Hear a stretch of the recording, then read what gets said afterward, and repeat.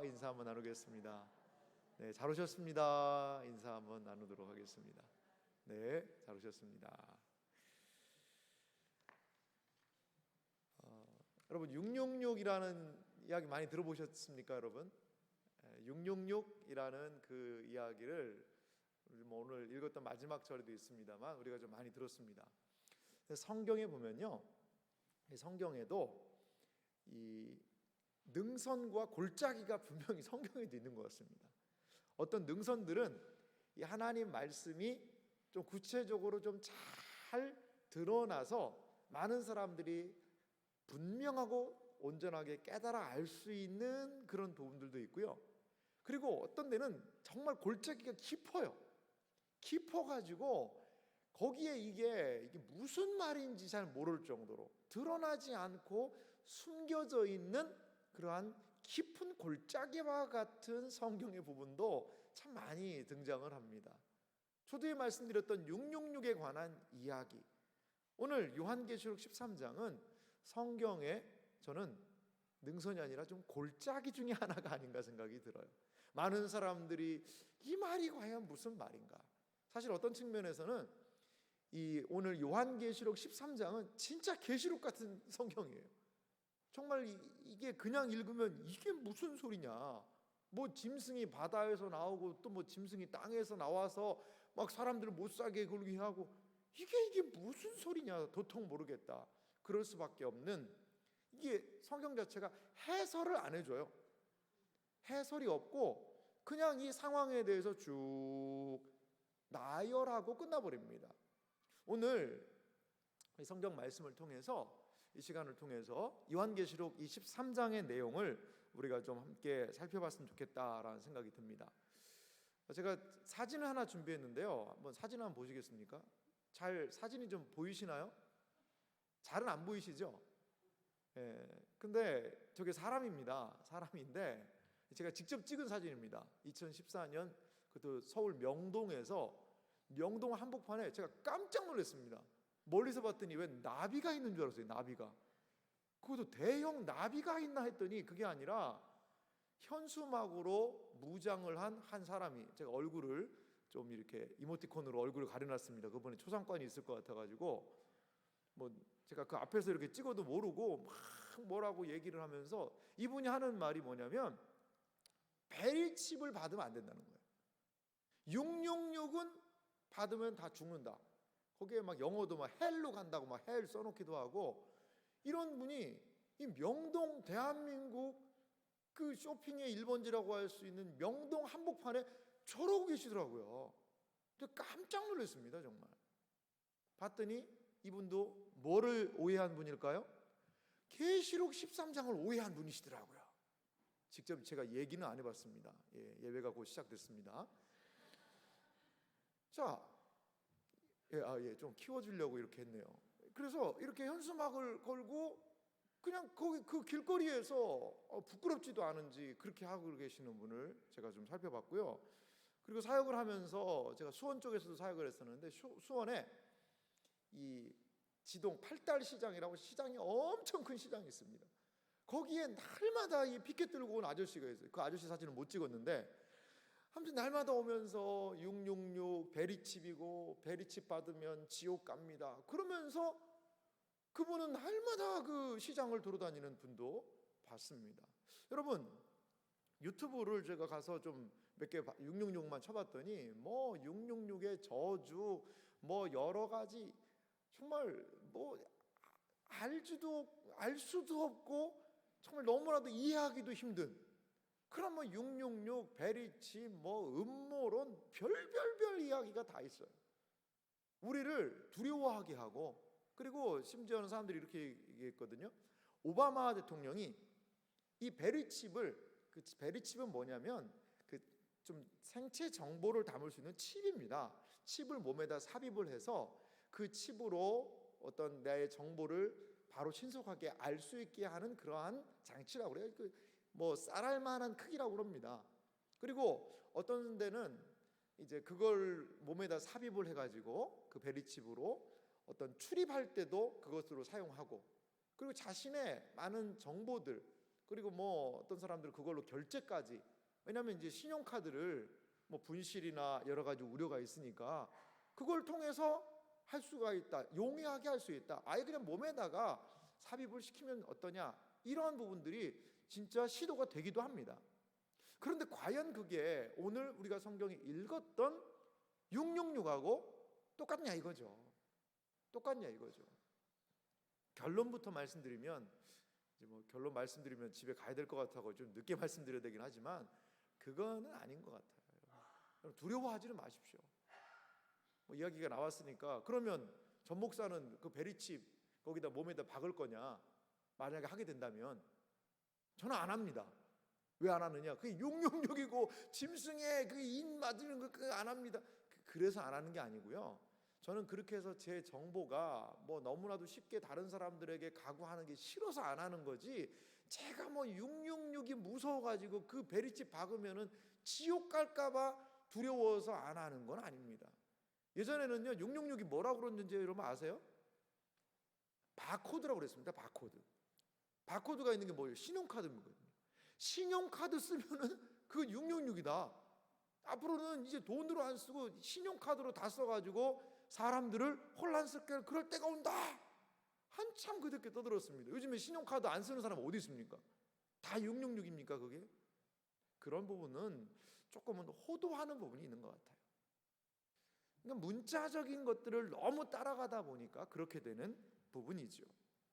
오늘 우리는 이 요한계시록 13장을 통해서 사탄의 중요한 전략을 한번 좀 살펴보기로 원합니다. 이 666은 어떻게 보면 좀 부수적인 부분이고요. 사탄이 이 세상을 통제하고 다스리는 큰 구조가 등장을 합니다. 오늘 13장을 통하여서 그러한 것들을 좀 살펴보기를 원합니다. 유인물을 좀 참조하시면서 함께 가볼게요. 요한계시록 13장 오늘 유인물에 보면 악의 삼위일체라는 그런 이야기를 하는데요. 바다에서 나온 짐승에 관한 이야기로 시작을 하고 있습니다. 먼저 바다에서 짐승이 하나 올라오는데요. 요한계시록 13장 1절과 2절을 제가 다시 한번 읽어볼게요. 제가 읽겠습니다. 내가 보니 바다에서 한 짐승이 나오는데 뿔이 열이요. 잘 들어보십시오. 뿔이 열입니다. 머리가 7이라. 그 뿔에는 10 왕관이 있고 그 머리에는 신성 모독하는 이름들이 있더라. 자, 우리 1절만 한번 읽어봤는데요. 이 1절의 내용을 좀 보면 바다에서 뭔가가 하나 올라온다는 거죠. 바다에서 한 짐승이 올라와요. 전체적인 구조를 좀 여러분들이 이해하시기 위해서 11절 또한 볼게요. 11절을 보면 내가 봄에, 자 구조가 똑같습니다. 또 다른 짐승이 어디에서 올라와요?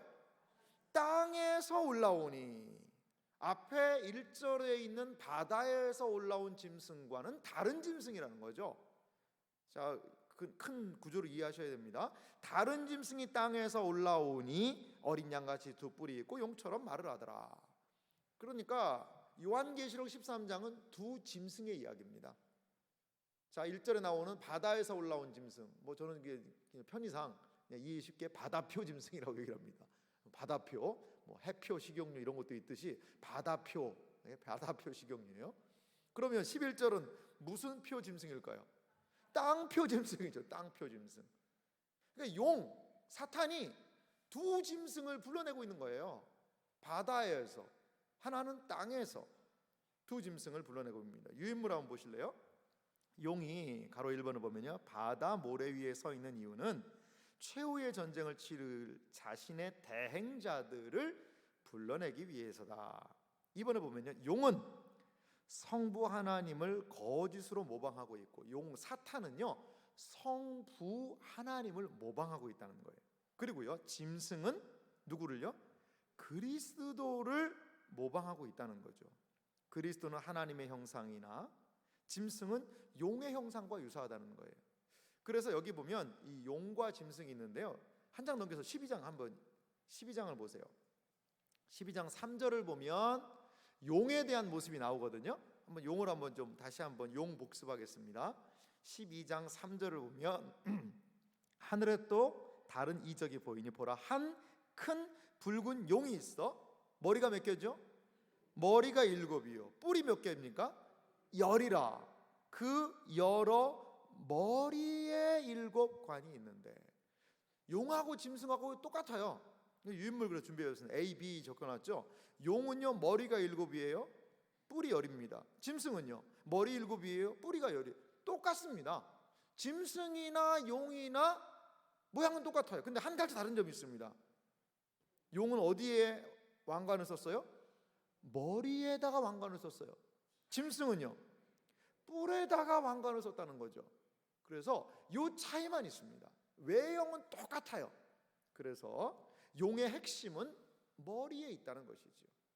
그리고 짐승의 핵심은 뿔, 권세에 있다는 것이죠. 머리와 뿔의 핵심되는 부분에 왕관을 쓰고 있다는 것입니다. 자, 그래서 여러분 삼위일체를 이제 2월 말부터 저희가 교리반을 시작하려고 그러거든요. 교리반 할 때 우리 삼위일체도 좀 배워야 됩니다만, 삼위일체 하면 여러분 뭐 생각나시죠? 성부 하나님, 성자 예수님, 성령 하나님이 이 세 분이 하나이시다. 그게 삼위일체거든요. 삼위일체거든요. 뭐 그거는 이제 삼위일체에 대한 부분은 다음에 그 교리반 할 때 더욱더 명확하게 좀 하고 싶은데요. 우리는 하나님께서 단독적으로 일하시는 것이 아니라 삼위로 일하신다는 것이죠. 우리의 구원을 계획하신 분이 누구세요? 성부 하나님이세요. 우리의 구원을 위해서 실행하신 분, 구원의 토대를 만드신 분은 성자 예수님이에요. 십자가의 구속을 통해서. 그러면 구원에 대한 계획 성부 하나님, 구원의 모든 토대를 놓으신 성자 예수님, 그리고 이 구원을 우리에게 나도 구원받게 하도록 하시는 분이 있는데 누구시죠? 성령 하나님이세요. 성령은 구원의 적용사역이다 이렇게 얘기를 합니다. 그래서 삼위 하나님께서 구원을 계획하시고 구원을 실행하시고 실행된 구원을 우리에게 적용하시는 이 사역을 삼위 하나님이 이루시면서 우리의 구원을 이루어가는 거예요. 이렇게 삼위 하나님께서 정말 밀접하게 우리의 구원을 위해서 일하고 계시는데, 오늘 성경 보니까 악도요 삼위일체를 이루고 있어요. 용, 사탄이 바다표 짐승, 땅표 짐승을 불러내가지고 이 셋이 세트를 이루어가지고 팀을 이루어가지고 13장은 성도들을 박해하고 있는 모습을 볼 수가 있다는 겁니다. 자, 한번 좀 요한계시록 안에 구체적으로 드러난 부분을 한번 볼게요. 자막은 준비를 안 했는데요. 16장 한번 보시겠습니까? 요한계시록 16장을 한번 펴보세요. 요한계시록 16장 13절에 보면 이 세 실체를 명확하게 이야기를 합니다. 요한복음 16장 13절 제가 읽겠습니다. 또 내가 보매 개구리 같은 새 더러운 영이 용의 입, 사탄의 입이죠, 짐승의 입. 이 짐승은 누굴까요? 바다표 짐승입니다. 그리고 거짓 선지자의 입, 이 거짓 선지자는 막 말하는 영을 줬다라고 했는데 이게 바로 땅표 짐승이에요. 땅에서 나온 짐승이에요. 그러니까 이 셋이 하나님을 대적하는 그러한 대명사로 등장을 하고 있습니다. 자, 19장도 한번 보실래요? 19장 20절 보십시오. 19장 20절을 보면 제가 19절부터 읽어볼 테니까요, 한번 좀 따라와 보시기 바랍니다. 요한계시록 19장 19절 제가 읽을게요. 내가 보매 그 짐승과 땅의 임금과 그의 군대들이 모여 그 말탄 자와 그의 군대와 더불어 전쟁을 일으키다가 짐승이 잡히고, 이건요 바다표 짐승입니다. 바다에서 올라온 짐승이에요. 그 앞에서 표적을 행하던 거짓 선지자도 함께 잡혔으니 이는 짐승의 표를 받고 그 우상에 경배하던 자들의 표적으로 미혹하던 자라. 이 둘이 산채로 유황불 붙는 못에 던져지고 라고 이 두 존재를 얘기를 합니다. 자, 그럼 용은 어디 있을까요? 용은 20장 10절에 있습니다.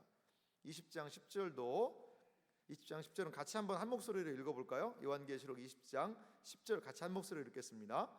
또 그들을 미혹하는 마귀가 불과 유황못에 던져지니 거기는 그 짐승과 거짓 선지자도 있어 세세토록 밤낮 괴로움을 받으리라. 아멘. 여기 보십시오. 마귀는 용이죠. 용이 나오고요. 그 다음에 거기는 그 짐승, 바다표 짐승이에요. 또 거짓 선지자, 땅표 짐승입니다. 이 셋이 하나님을 그렇게 비방하고 성도들을 박해했는데 이들의 결국은 지금 유황못에 불못에 던져진 상태라고 얘기하고 있습니다. 그러니까 여러분, 그냥 마귀가 혼자 그냥 다니는 게 아니에요. 악이 조직을 이루고요, 시스템을 이루고요, 체계를 이루어서 이 세상에 하나님의 백성들을 방해하고 힘들게 하는 그러한 악의 삼위일체가 있구나. 그것을 우리가 좀 기억을 할 필요가 있습니다. 이런 이야기는 좀 여러분들 처음 들으셨을 겁니다. 무슨 악에도 삼위일체가 있나? 근데 성경이 이야기하고 있는 거죠. 셋이 하나가 되어서 악의 삼위일체를 이루어서 요한계시록 13장은 성도들을 박해하고 힘들게 하고 어렵게 하고 있는 부분들을 우리는 볼 수가 있다는 것입니다. 다시 한번 13장으로 한번 가볼까요? 요한계시록 13장으로 다시 한번 가보도록 하겠습니다. 자, 이제 그러면 조금 구체적으로 이 바다에서 올라온 짐승에 대한 부분을 좀 살펴보겠는데요. 13장 2절을 제가 읽겠습니다. 내가 본 짐승은 표범과 비슷하고 그 발은 곰의 발 같고 그 입은 사자의 입 같은데 용이 자기의 능력과 보좌와 큰 권세를 그에게 주었더라. 자, 이 모습이 표범 비슷하고 곰, 사자, 입 이런 여러 가지 모양들을 하는데 용이 능력, 보좌, 큰 권세를 그 짐승 존재에게 주었다. 그렇게 이야기를 하고 있어요. 유인물 한번 좀 보겠습니다. 3번입니다. 바다에서 나온 짐승은요, 다니엘 7장에 등장하는 넷째 짐승을 인유 끌어다가 지금 쓰고 있다는 거예요. 다니엘에 등장하는 네 짐승과 열왕은 이스라엘을 공격하고 괴롭히는 만국을 가리킨다. 다니엘서를 다 보면 좋을 텐데 제가 간략하게 다니엘 7장 7절을 준비했습니다. 자막 한번 보시겠습니다. 제가 읽을게요. 내가 밤에 환상 가운데에 그 다음에 본 넷째 짐승은, 네 번째 짐승이에요, 무섭고 놀라우며 또 매우 강하며 또 쇠로 된 큰 이가 있어서 먹고 부서뜨리고 그 나머지를 발로 밟았으며 이 짐승은 전의 모든 짐승과 다르고 또 10뿔이 있더라. 다니엘 7장 7절에 보면 이 짐승들이 등장을 합니다. 거기에 보면 표범, 곰, 사자 이러한 동물들이 나와요. 그런데 네 번째에 희귀한 짐승이 등장하는 환상을 봅니다. 사실 이것은요, 고대에 있던 열국들에 대한 모습이죠. 바벨론, 그리고 페르시아, 그리고 헬라, 그리고 로마, 이 네 짐승이 그 당시의 나라들을 상징하고 있는데요. 23절, 다니엘 7장 23절은 넷째 이 짐승에 대해서 이렇게 설명합니다. 모신자가 이처럼 이르되 넷째 짐승은 곧 땅의 넷째 나라인데 이는 다른 나라들과 달라서 온 천하를 삼키고 밟아 부서뜨릴 것이며. 그러니까 짐승이 뭐라는 거죠? 나라라는 거죠. 진짜 막 어흥하는 짐승이 아니라 나라를 의미한다는 겁니다. 24절 계속 읽으면요, 그 10뿔은 그 나라에서 일어날 10왕이요. 자, 뿔이 왕이다라고 해석할 수 있는 힌트를 줍니다. 그 위에 또 하나가 일어나리니 그는 먼저 있던 자들과 다르고 또 새 왕을 복종시킬 것이며 그가 장차 지극히 높으신 이를 말로 대적하며 또 지극히 높으신 이의 성도를 괴롭게 할 것이며 그가 또 때와 법을 고치고자 할 것이며 성도들은 그의 손에 붙인 바 되어 한 때와 두 때와 반 때를 지내리라. 한 때와 두 때, 반 때, 지난 시간에 좀 나눴던 거 여러분 눈에 좀 들어오시죠? 이제 한때, 두때, 반때가 뭐라고 그랬죠? 한때 1년, 두때는요 2년이죠. 그래서 도합 3년이고 반때는 6개월. 그래서 3년 6개월이라고 그랬죠. 3년 6개월이면 달수로 몇 달이라고 그랬습니까? 42달. 날수로는요 1260일. 똑같은 단어들이 쓰여 있습니다. 오늘 여러분 그냥 눈으로만 봐도 5절에 지금 그거거든요. 이게 똑같습니다. 13장 5절도 짐승이 과장되고 신성 모독을 말하는 입을 받고 또 42달 동안 일할 권세를 받으리라. 그러니까 우리가 오늘 집에 가셔가지고 한번 7장은 전체적으로 한번 쭉 살펴보세요. 아하, 여기 요한계시록 13장에 등장하고 있는 이 짐승의 모습은 뭐하고 비슷하다? 다니엘 7장에 등장하고 있는 짐승과 인용이 아니라 인용 비슷하게 갖다 쓴 겁니다. 그리고 사실 다니엘 7장에서도 그 짐승이 뭐를 상징하냐면 로마를 상징했거든요. 결론으로 말씀드리자면 지금 이 짐승도요 그러한 로마 세력을 분명하게 이 사도 요한 시대에도 드러내고 있는 부분이 있다는 것입니다. 자, 유인물을 읽으면서 정리하도록 하겠습니다. 가로 4번 보십시오. 다니엘에 등장하는 넷째 짐승의 활동은 바다에서 나온 짐승의 활동과 유사하다는 거죠. 5번을 보면 그리스도께서 성부로부터 하나님으로부터 능력, 보좌, 권세를 받은 것처럼 짐승도 사탄으로부터 능력, 보좌, 권세를 받는다. 그러니까 지금 이 짐승이 예수님하고요 상당한 부분에서 똑같은 모습으로 모방을 하고 있는 겁니다. 모방을 하는 거예요. 예수님 흉내를 내고 있는 것이죠. 자, 6번은 같이 한번 읽어볼까요? 정리된 내용인데요. 가로 6번은 같이 읽겠습니다. 바다에서 나온 짐승은 적 그리스도로 그리스도를 대적하고 그의 권세와 능력을 찬탈하려고 시도한다. 이 적그리스도가 좀 어려운 말일 수 있는데요. 적그리스도는 뭐 안티크라이스트 그런 걸 얘기를 합니다. 그래서 그리스도를 반하는 그러한 존재들이라는 것이죠.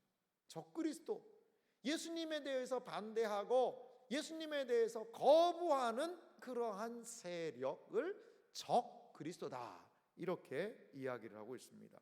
그렇습니다. 여러분, 이런 짐승이라는 것은 하나의 상징일 수 있죠.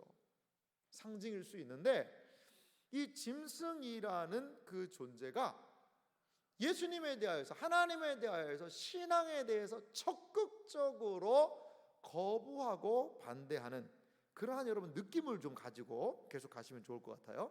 자, 그럼 바다에서 나온 짐승의 정체를 좀 한번 보도록 하겠습니다. 3절과 4절 제가 읽겠습니다. 13장 3절 4절 본문을 제가 읽겠습니다. 그의 머리 하나가, 자 보십시오, 짐승의 머리 하나가 상하여 죽게 된 것 같더니 그 죽게 되었던 상처가 나음에 온 땅이 놀랍게 여겨 짐승을 따르고 용이 짐승에게 권세를 주므로 용에게 경배하며 짐승에게 경배하여 이르되 누가 이 짐승과 같으냐, 누가 능히 이와 더불어 싸우리요 하더라. 뒷물 한번 보시기 바랍니다. 짐승의 그리스도를 모방하는 부분이 있는데요, 짐승이 상하여 죽게 된 것은 죽임을 당하신 어린 양, 이 부분을 상당히 좀 모방한 부분이 많다는 거죠. 죽임당하신 어린 양, 상하여 죽게 된 짐승, 상당한 유사성들이 있다는 겁니다. 비를 보면요, 짐승이 치명적인 상처를 입은 후에 다시 살아나게 된다. 여기에 죽게 되었던 상처가 나았다 이런 표현도 있죠. 자, C를 보면요, 3절의 나음에는 그리스도의 부활에 대한 모방이라는 거죠. 짐승이 거의 죽었다가 다시 살아났다는 겁니다. 그리고 13장 14절에 보니까 짐승이 살아났다라는 표현이 있는데 13장 14절에 상하였다가 살아났다라는 표현이 있는데 이건요 공교롭게도 그 헬라어에 보면 예수님의 부활을 말하는 단어하고 똑같아요. 이 단어가, 이거는 이제 한글에서는 찾을 수 없는 그런 부분입니다만, 그러니까 짐승하고 예수님을요 의도적으로 여기서 비교를 하고 있는 겁니다. 이런 똑같은 단어들을 써서요. 그런데 이게 참 재밌는 게 이것 때문에 지금 그 얘기를 한 겁니다. 네로 부활 전설이라는 게 있어요. 네로는 아시죠? 네로가 그리스도인들을 박해하기로 유명했던 그러한 로마의 황제 아니겠습니까? 그런데 이 네로가요, 유인물 보시면 37년부터 68년까지 살았는데 68년 6월 8일 로마 제국의 원수가 됐다는 거죠. 가장 존엄자가 됐어요. 그런데 그 다음 날 자신의 별장에서 네로가 어떻게 했냐면 목을 찌르고 자살을 합니다. 네로가 자기의 이 목을 찌르고 자살을 해요. 그런데 어떤 일이 있었냐면 비를 보면요, 많은 사람들은 이 사실을 믿지 않았다는 것이죠. 아니, 가장 영광의 절정에 들어갔는데 어떻게 갑자기 자살할 수가 있느냐. 그래서 80년대 후반이 되자 네로가 뭐 한다는 거예요? 살아있다는 거예요. 살아있고 파르티아 군대를 준비시켜서 로마를 침략하고 자신의 왕좌를 되찾을 것이라는 전설이 인기를 끌었다는 것이죠. 그러니까 이 이야기의 배경에는 네로 이야기가 있는 거라는 거죠.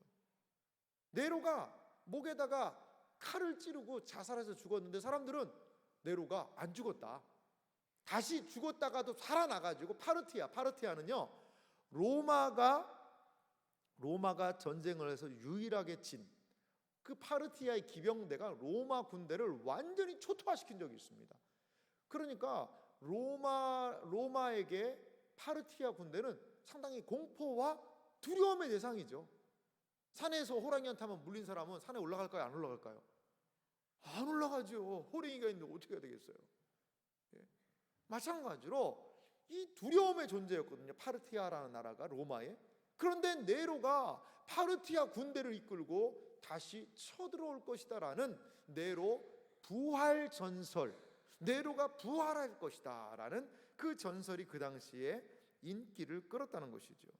그래서 14절부터 보셔요. 13장 14절에 보니까 짐승을 이렇게 표현하고 있습니다. 짐승 앞에서 받은 바 이적을 행함으로 땅에 거하는 자들을 미혹하여 땅에 거하는 자들에게 이르기를, 땅표 짐승이 바다표 짐승에게 이야기하는 겁니다. 칼에 상하였다가 살아난 짐승을 위하여 우상을 만들라. 여러분, 네로도 칼에 죽었다고 그랬죠? 이 똑같은 이야기입니다. 칼에 상하였다가 살아난 짐승, 이거는요, 네로가 부활할 것에 대한 그 전설을 이 배경에 깔고 있는 것 같아요, 아무래도. 그러니까 여기에서 이 네로라는 한 인물을 상정하면서 이 계시록의 내용도 진행이 되고 있다는 것이죠. 자, 그러면 바다에서 나온 짐승의 한번 특징을 좀 몇 가지를 좀 살펴보고 정리하도록 하겠습니다. 가로 3번 유인물에 있습니다. 바다에서 나온 짐승은 그냥 단순하게 진짜 짐승이 아니라 하나의 제국, 나라고요. 하나님의 백성인 교회를 박해하는 통치자를 분명히 묘사하고 있는 부분이 있다는 거죠. 두 번째는요, 바다에서 나온 짐승은 요한계시록을 기록할 당시 뭐를요? 로마 제국과 황제를 상징하고 있다는 거죠. 여러분, 만약 이렇게 생각해 보시기 바랍니다. 일제시대 때 참 재밌는 우리 그 선생님들이 연설을 할 때도 참 재밌게 표현들을 많이 하셨더라고요. 도산 안창호 선생님 같은 이런 분들도 그 우리나라 백성들을 모아놓고 막 이야기를 하고, 그렇게 이 사람들에게, 그 당시 조선의 백성들에게, 이 대한제국의 백성들에게 용기와 힘을 낼 수 있는 그런 연설들을 좀 막 하셨더라고요. 근데 아주 재밌는 일화가 있어요. 이 연설을 이렇게 하고 있는데 일본 순사가 온 거예요. 순사가 왔는데 그때 이런 이야기를 했다고 그래요. 여러분, 봄이 되면 개나리가 핍니다. 나리 개나리, 그러면서 얘기를 했다는 거죠. 나리라는 표현은 그 당시에 순사들을 나리라고 불렀다고 그래요. 그런데 그 연설을 하다가 순사가 오니까 뭔 얘기를 한 거죠? 개나리.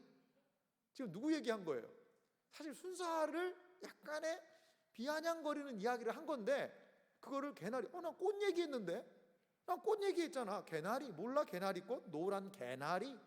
그러면서 나리를 조금은 좀 이야기를 하는 그런 제가 이야기를 읽은 적이 있습니다. 마찬가지입니다. 지금 요한계시록이 쓰여질 그 당시에 로마는 나쁜 놈이다, 로마가 짐승이고 로마는 나쁜 놈이다, 이렇게 얘기하면 되겠습니까? 그러니까 로마에 대한 비유적인 표현을 쓴 거예요. 이 요한계시록을 읽은 성도들은요, 이 이야기 다 알고 있었어요. 아, 이거 네로 이야기하고 있구나. 아하, 이거 지금 로마 세력이 우리 그리스도인들을 박해하고 있는 그 이야기하고 있구나. 그렇지, 로마 정부가 얼마나 우리를 힘들게 하고 있는데 그것을 이 읽은 성도들은요 다 알았을 거라는 거죠. 다 알았을 거라는 거죠. 이렇게 은유적이고 비유적인 표현을 통하여서 당시 성도들이 처해 있던 상황들을 지금 여기에 표현하고 있다는 것이죠. 그래서 마지막 바다에서 나온 짐승의 마지막 특징을 보면, 짐승은 모든 시대에 걸쳐 교회를 박해하는 국가나 지도자를 상징한다. 뒤에서도 666 할 때 살펴보겠습니다만, 여러분, 기독교 신앙을 지속적으로 이 세상은 박해를 하고 있습니다.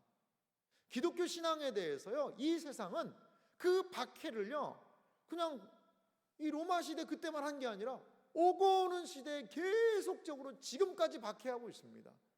짐승이, 바다에서 올라온 짐승이 하는 행동을 이어받고 있다는 것이죠.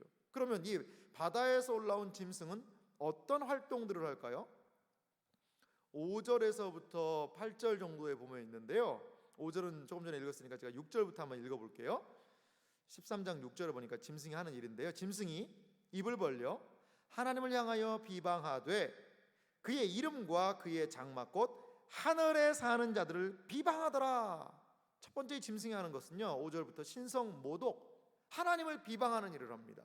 7절에 보니까요, 또 권세를 받아 성도들과 싸워 이기게 되고, 짐승이 하는 일은 뭐냐면 성도들하고 싸워서요 이기게 된다는 거죠. 성도들을 핍박하는 거예요. 짐승에게 권세가 있어서, 권한이 있어서 성도들을 이긴다는 겁니다. 또요, 각 족속과 백성과 방언과 나라를 다스리는 권세를 받으니 죽임을 당한 어린 양의 생명책에 창세 이후로 이름이 기록되지 못하고, 그리고 이 땅에 사는 자들은 다 그 짐승에게 경배하리라. 여러분, 짐승의 세력이 상당히 막강합니다. 그 당시 로마의 세력을 생각해 보시기 바랍니다. 하나님을 인정하지 않은 로마가 얼마나 강력한 권세를 가지고 있습니까?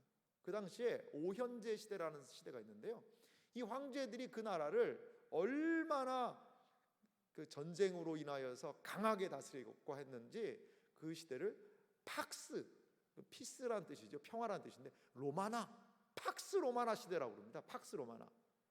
그 로마를요 어떤 세상의 나라들도 감히 넘보지 못하는 거예요. 그래서 그 라틴어로 팍스 로마나 이런 이야기를 합니다. 로마의 그 강력한 힘을 가지고 평화를 자기들이 만들었다.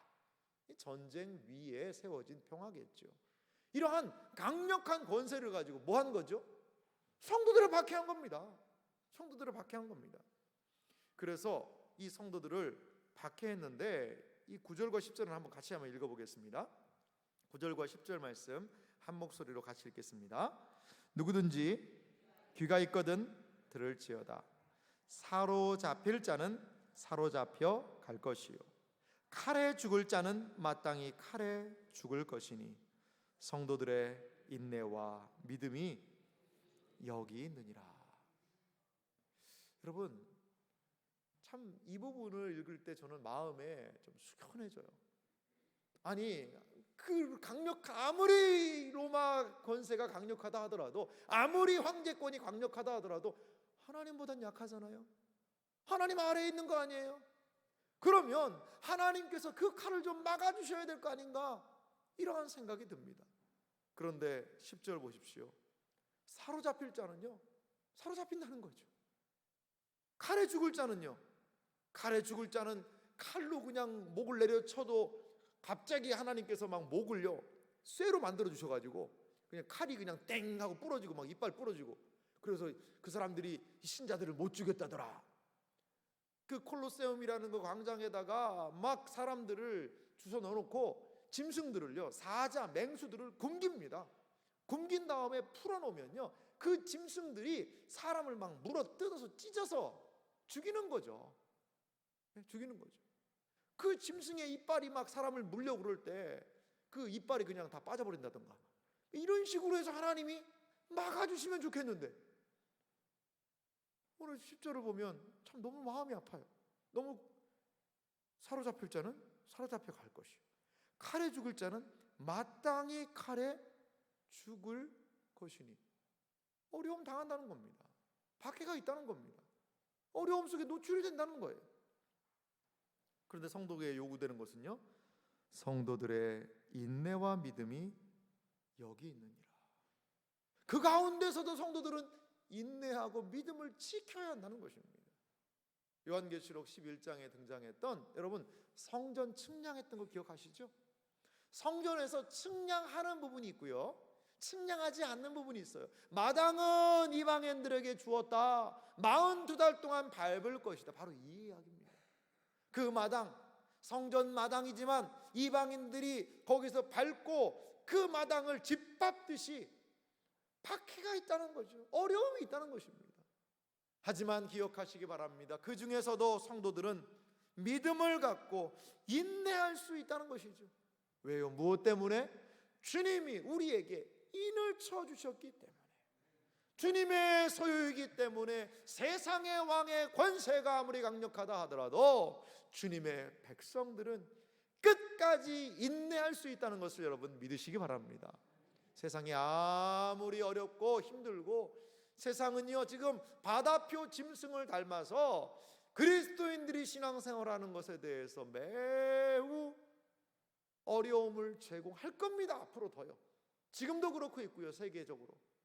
하지만 하나님의 소유인 백성들은, 생명책에 그 이름이 기록된 자들은 끝까지 인내하며 믿음을 지키게 될 줄 믿습니다. 유인물 보면 그 내용들을 좀 적어놨는데요, 신자들에게 중요한 것은 무엇이냐, 위쪽에 보면 광범위한 박해에 직면했을 때 신자들은 들을 끼는 자는 들으라 라는 말씀과 같이 들어야 한다는 거죠. 사로잡힘과 죽음은 항상 신자들에게 운명이었고, 적그리스도의 권세 아래 있게 될 마지막 때는 이것이 교회의 보편적인 경험이 될 거라는 거죠. 마지막 시를 보면요, 계시록에서 허용되는 성도들의 유일한 행동은 그리스도를 따르며 충성된 증언과 인내를 실천하는 것이다. 참 이 부분이 마음이 아픕니다만, 그래도 우리가 믿음을 주님께서는 지키고 계신다는 것을 기억하셔야 한다는 것입니다. 끝까지 믿음 안에서 인내하시는 여러분들 되시기를 간절히 소망합니다. 자, 그러면 이제 11절부터 이제 18절의 내용을 보면 땅에서 이제 올라온 짐승의 모양이 있습니다. 11절과 12절은 우리 한 목소리로 좀 같이 한번 읽어볼까요? 같이 읽어보겠습니다. 내가 보매 또 다른 짐승이 땅에서 올라오니 어린 양같이 두 뿔이 있고 용처럼 말을 하더라. 그가 먼저 나온 짐승의 모든 권세를 그 앞에서 행하고 땅과 땅에 사는 자들을 처음 짐승에게 경배하게 하니 곧 죽게 되었던 상처가 나은 자니라. 자, 유인물을 보십시오. 땅에서 올라온 짐승의 정체를 좀 살펴보면요, 땅에서 올라온 짐승은 두 뿔이 있습니다. 두 뿔은 권세와 능력, 이러한 것들을 상징하고 있습니다. 용, 짐승, 거짓 선지자의 뿔은 하나님과 하나님의 뜻에 저항하며 이 세상을 통제하는 악한 세력들의 힘, 그걸 뭐라고 보여주고 있다는 거죠? 뿔! 그 뿔을 통해서 그들에게도 힘이 있다는 것을 보여주고 있다는 것입니다. 힘에 대한 상징입니다. 이 땅에서 올라온 짐승은요, 성령을 모방하는 존재이며 이 존재를 거짓 선지자다라고 그 다음 구절들은 우리가 살펴봤지만 이야기를 하고 있습니다. 자, 그럼 땅에서 올라온 짐승이 어떠한 일들을 하나 좀 살펴볼까요? 13절은 제가 읽겠습니다. 큰 이적을 행하되, 이 땅에서 올라온 짐승이 이적을 행하는 겁니다. 심지어 사람들 앞에서 불이 하늘로부터 땅에 내려오게 하고 짐승 앞에서 받은 바 이적을 행함으로 땅에 거하는 자들을 미혹하며 땅에 거하는 자들에게 이르기를 칼에 상하였다가 살아난 짐승을 위하여 우상을 만들라 하더라. 15절은 같이 한번 읽겠습니다. 그가 권세를 받아 그 짐승의 우상에게 생기를 주어 그 짐승의 우상으로 말하게 하고 또 짐승의 우상에게 경배하지 아니하는 자는 몇이든지 다 죽이게 하더라. 자, 땅에서 올라온 한 짐승이 있는데 그 짐승은요 용처럼 말을 해요. 말하는 자입니다. 그리고 뭘 하냐면 바다에서 올라온 짐승, 바다에서 올라온 이 짐승을 경배해라. 칼에 상하였다가 일어난 짐승을 경배해라. 그러면서 많은 사람들에게 미혹을 하는 것이죠. 그리고 능력을 행해요. 이적을 행해요. 그래서 사람들을 미혹한다는 것입니다. 우리 성경을 한 군데 좀 찾아볼게요. 예수님이 하신 말씀인데요. 중요한 말씀을 예수님이 하셨어요. 마태복음 한번 보십시오. 마태복음 24장 24절 말씀 한번 보시기 바랍니다. 예수님께서 마태복음 24장을 소묵시록이라고 그러는데요. 거기에 이미 이러한 짐승의 활동에 대해서 언급하신 부분이 있습니다. 마태복음 24장 24절 말씀, 자, 같이 한번 한 목소리로 같이 읽겠습니다. 거짓 그리스도들과 거짓 선지자들이 일어나 큰 표적과 기사를 보여 할 수만 있으면 택하신 자들도 미혹하리라. 보라, 내가 너희에게 미리 말하였노라. 여기 예수님께서도요 거짓 그리스도, 거짓 선지자가 일어나서 누구까지도요 택함 받은 자들까지도 미혹한다는 거죠. 여러분, 가끔 제가 신문을 보면 국민일보에 종교란이 있으니까 거기에 보면 별별 엄청난 그런 이 광고 문구들이 막 올라옵니다. 보라, 이적과 치유와 능력과 현장을 와 보라. 그러면서 거기 막 하단에 거기 가면 암은 우습게 낫고요, 불치병, 난치병 그냥 못 건드는 사람들이 그냥 막 다 벌떡벌떡 일어나서 걸어 다니고요. 이러한 현장이 일어난다는 거죠. 여러분, 인도네시아에 있는데요. 인도네시아에 그리스도인들이 있거든요. 근데 인도네시아의 믿음이 연약한 그 성도들이 어디를 가는 줄 아세요? 어디를 가냐면 이슬람 은사 집회에 참여한다는 거예요. 왜 거기를 가냐? 이슬람 은사 집회, 이슬람도요 그런 게 있나 봐요. 이슬람이 은사 집회를 해서 거기서 막 암이 낫는다는 거예요. 암이 낫고요, 병이 낫는다고 그러니까 아무리 교회 가서 기도해도 이게 병이 안 낫는 거예요. 그러니까 어디 가가지고 그 이슬람 거기 은사 집회 거기 참여해가지고 그 병 나으려고 막 거기 가는 거예요. 여러분, 절에 가서도요 불공 드리고 하다가 암 나았다, 뭐가 이루어졌다, 사업이 잘 됐다, 이런 사람 부지기수입니다. 여러분, 부지기수예요. 우리 기독교만 있는 게 아닙니다.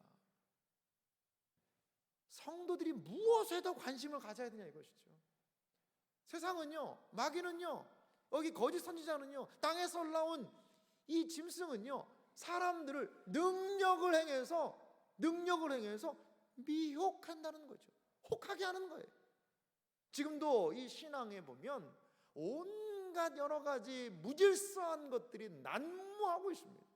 이게 과연 교회의 모습인가? 이게 과연 하나님이 원하는 교회의 모습인가? 라는 것을 의심할 정도로요 교회들이 그냥 너무나 많은 은사주의 쪽으로 치우친 그런, 신비주의 쪽으로 치우친 그런 교회, 너무나도 많은 부분에서 질서가 없어진 그런 교회들을 볼 수가 있다는 거죠. 여러분, 분명히 경계를 해야 합니다. 이단 가면 어떨까요, 여러분? 이단? 이 자리에 이단에서 오신 분은 안 계시니까, 이단 가면 거기도 뭔가 일어납니다, 여러분. 그분들이 그냥 아무것도 없는데 거기 그냥 가 있겠습니까? 뭔가 본 거예요. 경험한 거예요. 근데 그 잘못된 경험이죠. 근데 여기 보십시오. 능력을 행해서, 이적을 행해서 성도들까지도 막 미혹해서 끄집어 당기고 있다는 것이죠. 여러분, 깨어있지 않으면, 분별하지 않으면 우리의 마음이, 우리의 생각이 쉽게 이렇게 세상의 것들에 치우칠 수 있다는 것을 꼭 여러분 주의하시고 기억하셔야 합니다. 유인물을 통하여서 한번 내용들을 제가 읽으면서 정리하겠습니다. 땅에서 올라온 짐승의 사역을 한번 좀 살펴보겠습니다. 용은 첫째 짐승에게 자기 권세를 주고, 첫째 짐승은 둘째 짐승에게 자기 권세를 줍니다. 거짓 선지자들은 사람으로 하여금 짐승을 경배하게 합니다. 칼에 상하였다가 살아난 짐승을 경배하게 하며, 이 짐승은 그리스도를 모방하고 있다는 거죠. 로마 시대에 존재했던 아시아코멘이라는 그 단체가 있었다고 합니다. 이 단체는 황제 숭배를 장려하였고 시민들에게 황제 숭배에 참여하도록 요구하였다고 합니다. 특히 도미티아누스 황제가 더욱 심하게 황제 숭배를 강요했는데, 도미티아누스는 살아있는 이 사람이 우리 주와 신이라고 자신을 부르라고 했다고 얘기를 해요. 4번을 보면요, 땅에서 올라온 짐승은 큰 이적을 행하여 사람들을 미혹합니다. 이것은 엘리사가 보여준 것과 유사하며 그리스도의 이적을 모방하는 거짓 이적이라는 것이죠. 황제 숭배의 강요로 수많은 신전과 신상들이 생겨나게 되었다는 것이죠. 5번은 같이 한번 읽어볼까요? 같이 읽겠습니다.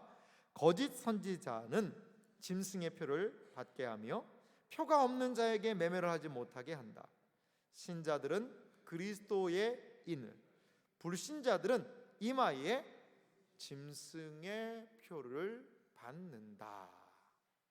자, 16절을 한번 읽어보겠습니다. 요한계시록 13장 16절 제가 읽겠습니다.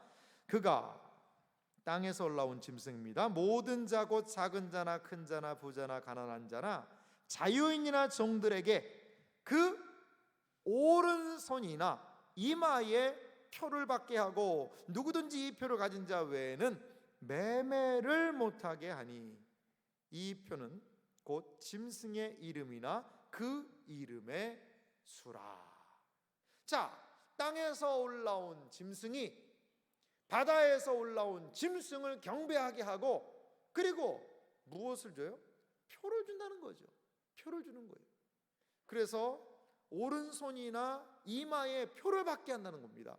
표를 받게 해서 그 표를 받지 않으면 매매를 못하게 한다, 이런 이야기를 합니다. 이 유인물 한번 좀 내용을 좀 보면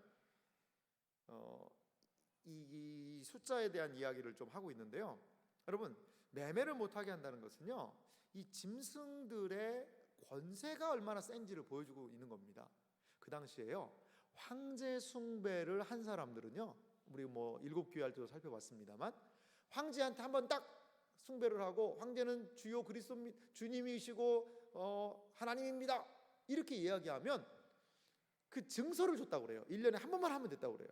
그럼 증서를 가지면 장사를 하고 뭐 하는데 그냥 사람들이 할 수 있었다는 것이죠. 그런데 그걸 안 하면 그 표를 안 주는 거죠. 그리스도인들은 그렇기 때문에 많은 부분에서 어려움을 당했던 것이 여기에 배경에 등장하는 내용입니다. 그런데 이 짐승이 표를 준다라는 이 표현, 과연 그것이 진짜 표일까요? 자, 18절은 이렇게 얘기하죠. 지혜가 여기 있으니 청명한 자는 그 짐승의 수를 세어보라. 그것은 사람의 수니 그의 수는 666이니라. 이 666이 나왔는데요, 유인물 한번 보시기 바랍니다. 그 게마트리아라는 게 있습니다. 게마트리아라는 게 있는데요, 게마트리아라는 것은 뭐냐면 히브리어와 헬라어의 알파벳 철자는요, 숫자를 대신한다는 겁니다. 숫자, 게마트리아라는 게. 그래서 사람의 이름이 숫자로 표시가 가능했다는 거죠. 그래서 이 고대 로마나 그 당시에 그 감옥에 갔더니 이런 표현이 있다는 거예요. 나는 265를 사랑한다, 이렇게 쓰여 있다는 거죠. 265를 사랑한다. 여러분, 265를 사랑한다, 이게 무슨 뜻이에요? 뭐 자기는 그 숫자를 사랑한다는 건가요? 그게 아니고 그 히브리어나 헬라어의 알파벳이 하나하나가 숫자를 상징한다는 거죠. 자, 이렇게 생각해 보세요. 기억이 만약에 1이라고 생각해 보십시오. 기억이. 그러면 아는 10이라고 생각을 해보세요. 기억은 1이고 아는 10이에요. 그럼 가는 몇이 되죠? 11이 되죠? 너무 어렵게 한 거 아니죠, 여러분? 예. 이런 느낌입니다. 우리나라는 이런 게 없어서 이게 참 그런데 그 당시에는 이게 비일비재한 거였어요. 비일비재한 거예요. 그러니까 여러분, 그 당시에 사람들이 이름을 숫자로 다 환산을 할 수가 있었다. 바꿀 수가 있었다. 그걸 게마트리아다. 이렇게 얘기하는 거죠. 알파벳 숫자가 나온 것이 얼마 되지 않지 않습니까? 그러니까 알파벳 숫자를 사용하기 전에는, 아라비아 숫자, 우리가 쓰는 1, 2, 3, 4를 쓰기 전에는 알파벳을 통하여 숫자를 사용했었고, 그럼 666은 어떠한 사람을 분명히 얘기하고 있다는 것이죠. 자, 유인물 보십시오. 가로 2번 보면 표는 짐승의 이름이나 그 이름의 수라고 이야기하고 있어요. 짐승의 이름, 그 이름의 수. 그러니까 이름이 있다는 거죠. 그 숫자는 666은 짐승의 이름이라는 거죠. 666이라는 게. 그러면 666이 뭐냐? 666이 뭐냐? 666이 네로입니다. 네로. 666이 네로예요. 네로. 정확하게 얘기하면 사실 666은 네론이라고도 표현할 수 있어요. 네론. 네로가 정확히 되려면 613이 돼야 된다고, 613이 된다고 그러는데, 근데 이걸 거의 그냥 비슷하게 봅니다. 그러니까 이 666이라는 이 숫자는 그 당시 사람들이 거의 다 이 네로 이름이구나, 그걸 다 알고 있었다는 거죠. 666은 뭐 여기에 몸에 박는 베리 칩이나 뭐 이러한 표나 이런 게 아니라 한 인물이 있다는 거죠. 인물. 그 사람을 중심으로 박해와 그 사람이 허가를 해야 되는 짐승의 막강한 권한을 시행하는 하나의 방식의 상징으로 표를 줬다는 것입니다. 짐승의 표를. 그게 바로 666이고 그것은 네로라는 인물을 통하여 드러낼 수 있다는 것이죠. 자, 3번, 가로 3번을 우리 한 목소리로 같이 한번 읽어볼까요? 숫자 666 사람의 수로 네로 가이사르의 이름이다. 네로는 초대교회를 박해한 인물이라는 점에서 대표성과 상징성을 갖는 인물이라는 것이죠. 그러니까 여러분 이렇게 생각하시면 좋을 것 같아요. 네로는 초대교회 당시 가장 성도들을 박해한 인물 중에 하나가 바로 네로라는 것이죠. 여러분, 우리는 요한계시록 11장을 통하여서 두 증인에 대해서 이야기했죠. 두 증인이 누구를 닮았어요? 모세와 그리고 엘리야를 닮았다고 그랬죠. 그리고 예수님의 사역을 이 두 증인이 닮았다고 얘기를 했어요. 자, 선교하는 교회, 어려움 가운데서도 복음을 증거하는 교회의 사역 모델이 모세의 모델, 엘리야의 모델, 그리고 예수님과 같은 그러한 힘을 가지고 은혜를 가지고 복음을 증거하는 교회의 모델이 이 인물들이 되었다면, 네로는요 성도들을 잔해하고 박해하는 대명사라는 겁니다. 대명사. 자, 여러분 역사적으로 수많은 666들이 존재했었습니다. 여러분 구소련에 스탈린이라는 사람이 있잖아요. 스탈린. 얼마나 많은 사람들을 죽였는지 몰라요. 박해하고 학대하고요. 그리고 저는요 히틀러 같은 사람도 이 666의 계보라고 봐요. 수많은 그리스도인들을 힘들게 했고 어렵게 했고, 그러한 복음의 가장 복음을 거부하는 그 존재들은 666 네로의 후에 들을 수 있다는 것입니다. 들을 수 있다는 거예요. 앞으로 여러분 666 등장할까요? 안 할까요? 합니다. 앞으로 등장할 거예요. 그러면 아니 여기 뭐 표를 받고 짐승의 표를 받고 하는 그게 목사님 과연 뭡니까? 여러분 이걸 한번 생각해 보세요. 진짜 베리칩을 내 몸에다가 삽입을 해가지고 그게 짐승의 표다.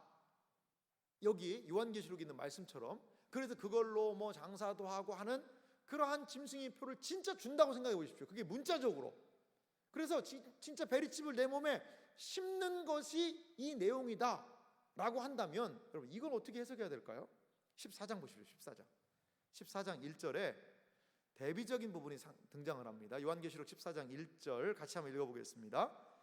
또 내가 보니 보라, 어린 양이 시온산에 섰고 그와 함께 14만 4천이 서 있는데 그들의 이마에는 어린 양의 이름과 그 아버지의 이름을 쓴 것이 있더라. 아멘. 저는요, 사실 이 14장 뭐 1절, 2절 이거는 원래 성경이 기록될 때는 없었거든요. 이거 후대에다 적은 건데 하도 오해를 많이 하니까 차라리 14장 1절을 13장 19절로 붙였으면 좋겠어요. 아예. 왜? 무엇 때문에? 둘을 비교해 보라는 거죠. 여러분, 예수 그리스도의 보혈의 공로로 우리가 하나님의 자녀가 되었으며 구원 받으셨음을 여러분 믿습니까? 여러분 믿으시죠? 우리 죽으면 하나님께서 우리를 받아주시고 천국 갈 걸 여러분 믿으시죠? 얼마나 감사한 겁니까? 자, 그러면 뭘 우리가 확인해야 될까요? 14절에 의하면 이마의 어린 양의 이름과 아버지의 이름. 자, 옆 사람 한번 이마를 보십시오. 옆 사람 이마를 빨리 보세요. 어디, 아니 분명히 구원의 확신은 있는데 이름 어디 써 있어요? 이 이름을 그럼 어떻게 해야 되냐 이거죠. 그럼 교회 사무실에서 간사님이 거기다 도장이라도 이마에다 찍어줘가지고 앞으로 구원받은 사람들은 사무실에 가서 이마에다가 예수님 이름을 다 적으시기 바랍니다. 여러분, 똑같은 성경 본문인데 예수님 믿는 사람은 이걸 상징으로 해석을 하고, 그리고 예수님 안 믿는 사람들은 손에 펴받는 거를 이걸 진짜 문자적으로 해석을 하고, 같은 본문 안에서 이게 해석이 충돌을 일으키잖아요. 그러니까 우리가 이마에다가 예수님 이름을 받는다는 건 내가 예수님의 소유다, 도장을 찍는다라는 표현이라는 것을, 상징적인 표현하는 것을 알듯이 불신자들의 이마에 손에다가 표를 준다는 이것도 뭐라는 거예요?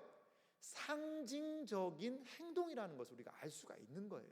그러니까 진짜 베리칩을 박으면 교회도 뭔가를 박아줘야 되는 거예요, 여러분. 그거 아니지 않습니까? 여러분 두려워하실 필요 없습니다. 베리칩이 결코 666 아니라는 거예요. 이거는 그들의 권세를 가지고 능력을 가지고 이 세상에 대한 지배력을 보인다는 하나의 상징적인 표현. 하나님의 백성과 자녀들은 하나님께서 인을 치셨고 사탄의 자식들은 사탄이 인을 쳐가지고 자신의 존재로 사람들을 끌고 간다는 그 이야기를 오늘 은유적인 표현을 통하여서, 상징적인 표현을 통하여서 우리에게 보여주고 있다는 것입니다. 유인물 한번 보시겠습니다. 가로 4번을 볼게요. 적그리스도는 궁극적으로 완전하신 예수란 단어는요 888입니다. 888. 비교해 볼 때 불완전하고 불완전하며 불완전하다. 앞으로 이 말 적그리스도는 악랄하게 기독교를 반대하는 자의 원형으로 네로와 같은 인물이 될 것이다. 앞으로 네로와 같은 인물이 와서 강력하게 사람들을 예수 못 믿게 할 것이다. 저는 이슬람, 강력하게 신앙을 거부하는 IS, 최근에는 그 네로의 후예들이죠.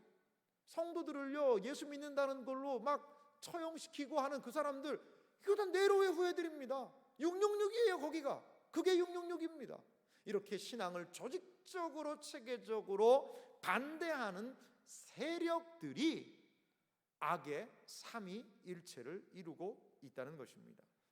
마지막 정리된 내용 같이 한번 읽어보겠습니다. 정리하면서 읽겠습니다.